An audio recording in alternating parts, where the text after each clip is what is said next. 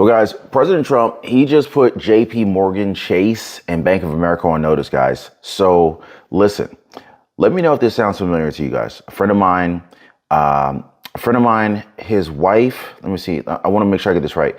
A friend of mine, his and his wife's bank accounts with JP Morgan Chase were just closed right out the blue. After 26 years of banking with this industry leader, just poof, they just closed both of their checking accounts.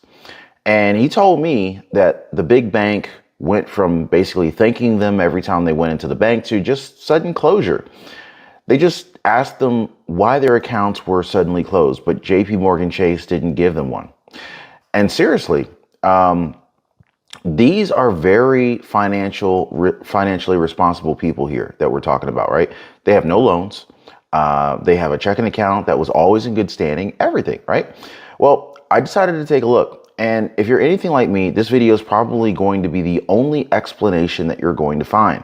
Mainstream media sure is not picking this up, but President Trump, he brought it up recently, and finally, JP Morgan Chase's CEO, Jamie Dimon, is now addressing the controversy over how and why some American citizens and their businesses are abruptly finding themselves kicked out of the banking system.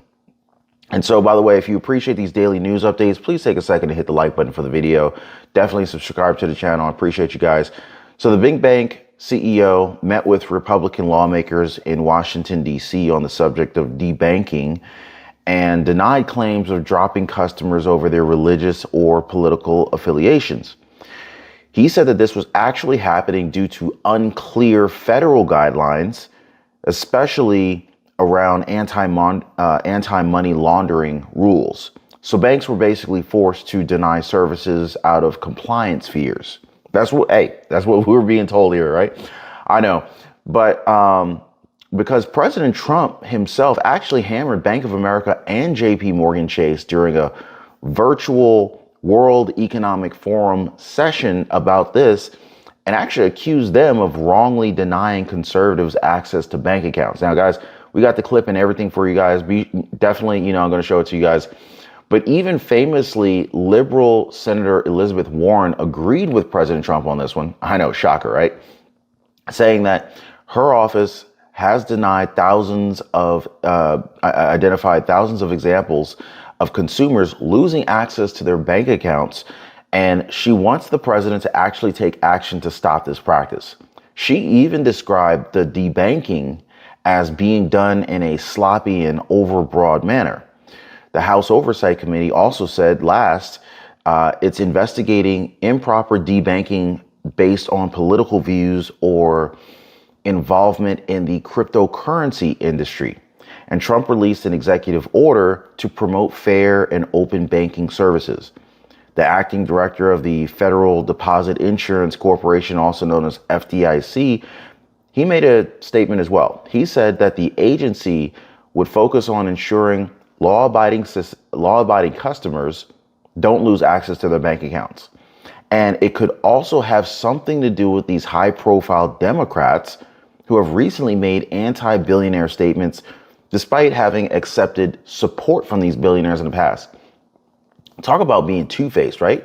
Talk about hypocrisy. Now, along with Senator Elizabeth Warren, we're talking about the likes of former President Joe Biden and even independent Vermont Senator Bernie Sanders, guys. So definitely watch out for that, okay? But after all, it was Senator Warren, along with former President Barack Obama, who created the highly controversial Consumer Financial Protection Bureau in the aftermath of the 2008 financial crisis as a consumer protection regulator. But Republicans, excuse me, and of course the banking industry, they've been saying it's needless expansion of government and even incredibly duplicative, since banks are already overseen by the Fed, the SEC, the Office of Comptroller of Currency, the Department of Justice, and state AGs. The agency has a budget of close to $1 billion. Could the CFPB be the blame for debunking thousands of Trump supporters? I mean, definitely something to look into today, guys.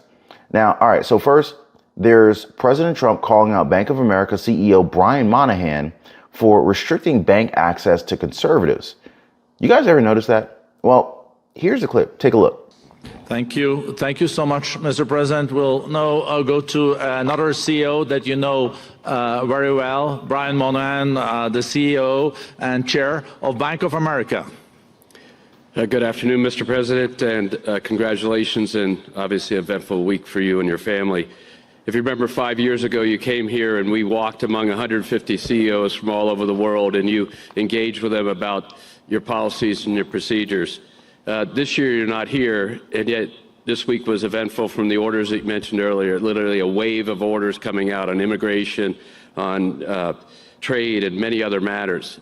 And so as a representative of the United States here, we got a lot of questions about what does all this mean and how would the president square this with his clear focus on growth, prosperity, market growth, stock market growth, a good bond market, and bringing down prices. So how do you think about the impact of all these orders and how fast they come out and how you're going to balance them with that scorecard of being successful in both continuing GDP growth, bringing down inflation, and also having a good stock price appreciation for the American citizen?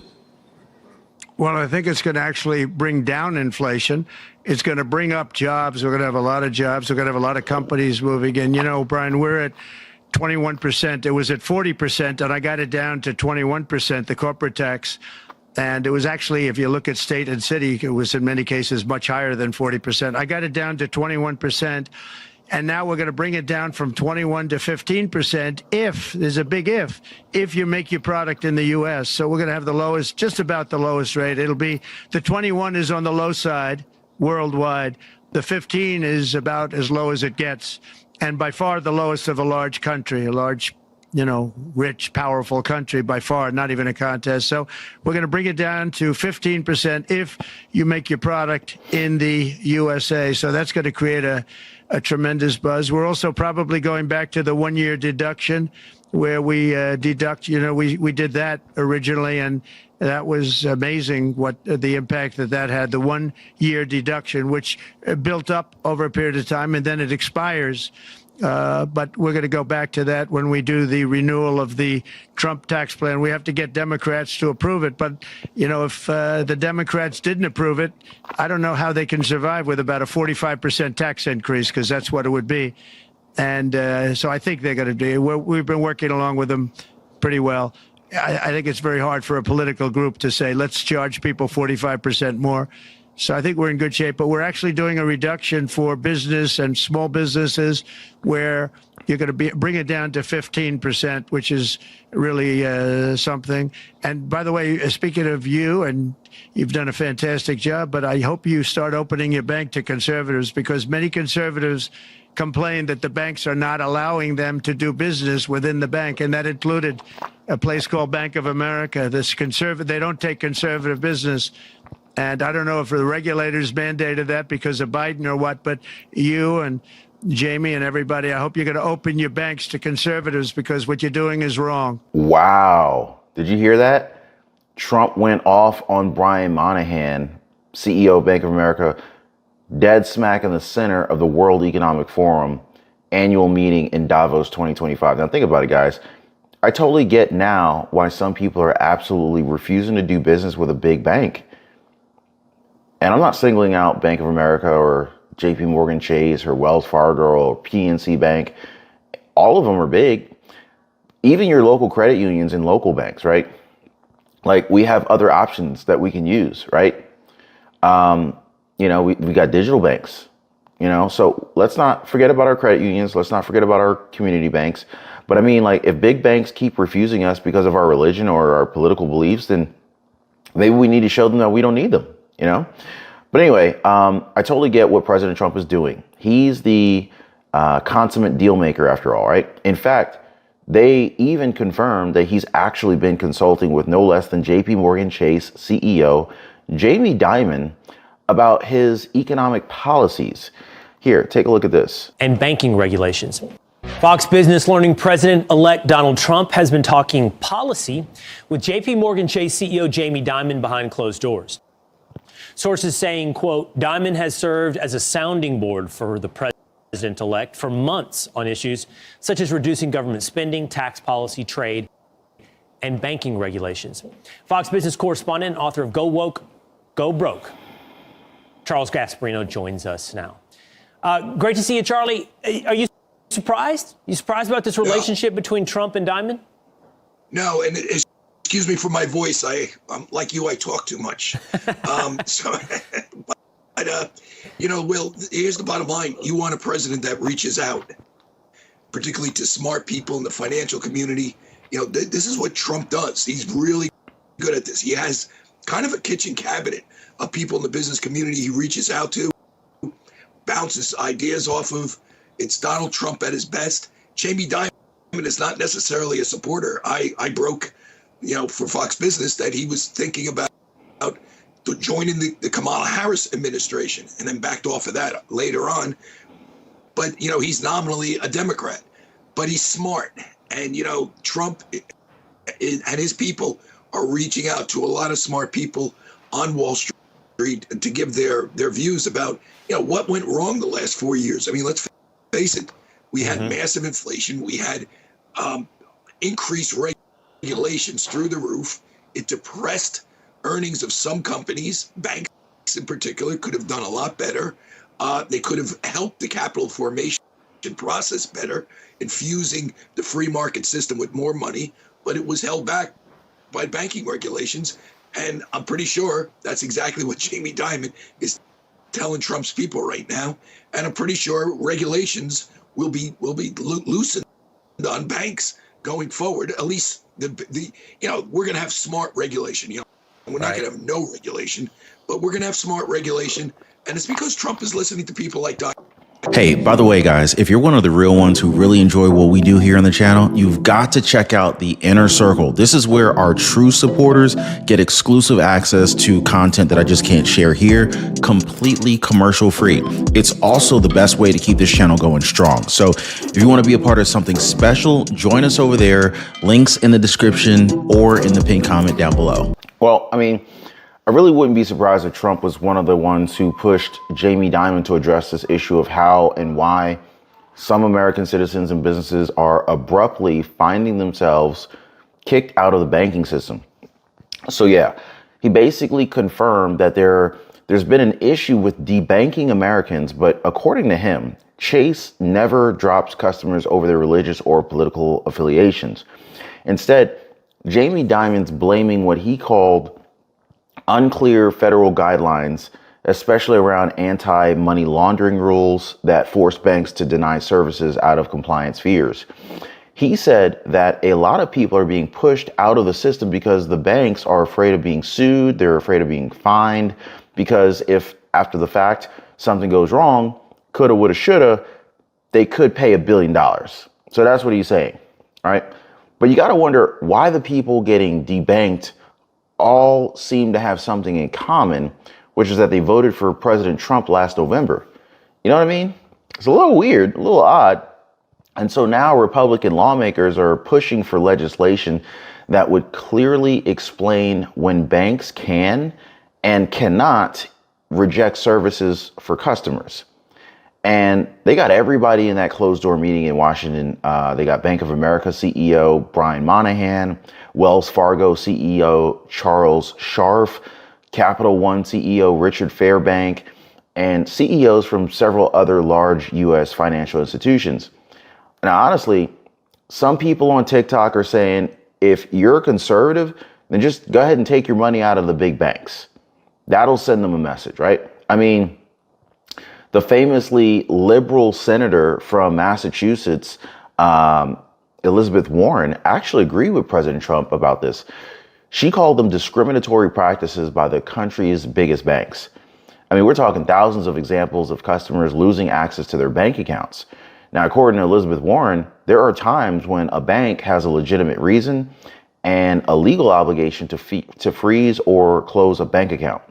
But banks may be implementing these legal obligations in a sloppy and overbroad manner. Conservative groups and cryptocurrency firms are already saying that many Americans are being unfairly targeted. Now, again, it's all about their DEI agenda because you see, a Republican-led committee in Congress actually claimed that banks profiled conservative and religious Americans as potential domestic terrorists when they turned over information about thousands of customers after the January 6, 2021 riot at the U.S. Capitol.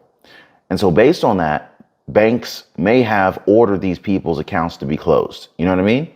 Then, of course, progressives, they have their own gripes about the banking industry. Senator Elizabeth Warren in her letter said that the banks have been unfairly shutting down accounts linked to formerly incarcerated individuals or on the basis of their customer's religion. Now, I wonder how they would know what the customer's religion is. But anyway, Elizabeth Warren also identified more than 8,000 regulatory complaints from customers or consumers who alleged that their bank accounts were improperly closed over the last 3 years. So something's going on here. And she said most of the closures were by the 4 biggest U.S. banks: JP Morgan Chase, Bank of America, Citigroup, and Wells Fargo. So yeah, always these big banks doing this to people. Interesting, right? A little interesting here. So yeah, drop a quick yes in the comments down below, guys. Hit the like button if I'm making sense to you guys. And if you haven't already, definitely subscribe to the channel and tap that notification bell for more updates like this one. Now back to the discussion. President Trump is actually getting his team to work on this. The Senate Banking Committee announced a hearing on debanking. The House Oversight Committee said that it is investigating improper debanking based on political views or involvement in the cryptocurrency industry. And Trump released an executive order to promote fair and open banking services. Even the acting director of the Federal Deposit Insurance Corporation, the FDIC, said that the agency would focus on ensuring law-abiding customers don't lose access to their bank accounts. But see, a big part of the problem is that banks have long engaged in the practice and have wide latitude to close pretty much really any account, whether for insufficient funds or suspected criminal behavior, such as fraud or trafficking. In fact, consumer complaints filed to the Consumer Financial Protection Bureau regarding checking or savings account closures have risen from around 1,000 in 2019 to just under 3,000 in 2024. That's like a 200 or 300% increase. And so, plus the fact that banks are not allowed to they're not allowed by law to tell customers why they're closing their accounts if it is because of suspicious activity. So it's almost like the government's also kind of keeping the banks with their hands tied, and then the banks can't tell you why they closed their account. And so now it looks extra suspicious. So it doesn't really give consumers a whole heck of a lot of options in order to push back on the decision, since they don't even know why their account was closed in the first place. Tech leader Mark Anderson of the venture capitalist firm Anderson Horowitz, he actually spoke about this particular issue on Joe Rogan's podcast show recently. According to him, 30 of the founders that he worked with have been debanked over the last 4 years. He said it may have actually had something to do with the fact that his firm works with many in the cryptocurrency industry, which he has said has been targeted. Even First Lady Melania Trump said in her memoir that her longtime bank, which she didn't name, closed her account. And according to her, it appeared to be rooted in political discrimination. Guys, even First Lady Melania Trump in her own memoir said that her bank account was closed. Melania Trump. I mean, it hardly gets any higher than that, you know? So if regular people like me and you are getting our bank accounts closed, if they're shutting down Melania Trump's bank accounts, who are we as regular people? You know what I'm saying? That's all I'm saying. But it really doesn't even help either when you find out that the Democratic officials who have been so critical of the wealthy are also taking funding from billionaires in the past.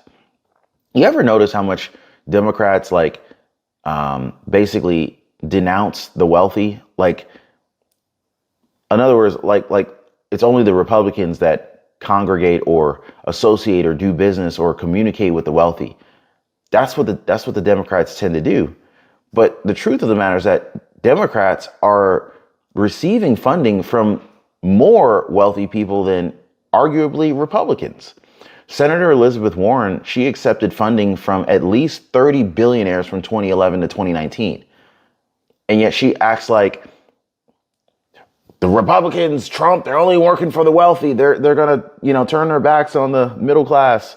Meanwhile, Senator Elizabeth Warren, she's getting all this money from these billionaires. Man, crazy.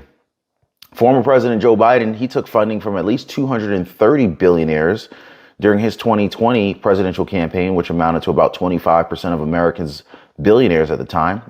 I'm talking people like George Soros, George Soros, guys. I'm not even going to get started on him. So he got money from George Soros, people like Ralph Lauren, Melody Hobson, wife of George Lucas, Eric Schmidt, former CEO at Google, founders of companies like DoorDash, Patagonia, and Netflix, as well as the family heirs of the Walmart fortune. Then, of course, there was a former vice president and failed presidential candidate Kamala Harris. A total of 83 billionaires supported Kamala Harris's failed presidential campaign. Even independent Vermont Senator Bernie Sanders received a little bit under $500 from one billionaire donor by the name of Marta Tama Hall, the wife of billionaire Velodyne founder David Hall in 2019. I mean, these are the people who made all these banking regulations. Do we really think that they have our best interests at heart? In fact, Senator Elizabeth Warren and former President Barack Obama actually made the Consumer Financial Protection Bureau the agency responsible for a big part of these regulations that led to accounts closing. They've been described by Republicans as a needless expansion of government that's incredibly duplicative, since banks are already overseen by the Fed, by the SEC, the Office of Comptroller of the Currency, the Department of Justice, and state AGs. So do you see how it's all connected in the big picture, guys? Conservatives are getting debanked. And when you follow the money, you would find that it's been Democrats at the helm all along behind all this. I mean, why am I not surprised? But let me know what you guys think about this one. Drop me a quick comment down below. Let's get a conversation going. And let me know what you are doing to protect you and your family so you don't get screwed. Definitely check those out in our future videos. If you haven't already, hit the like button, subscribe to the channel, and we'll see you guys next time.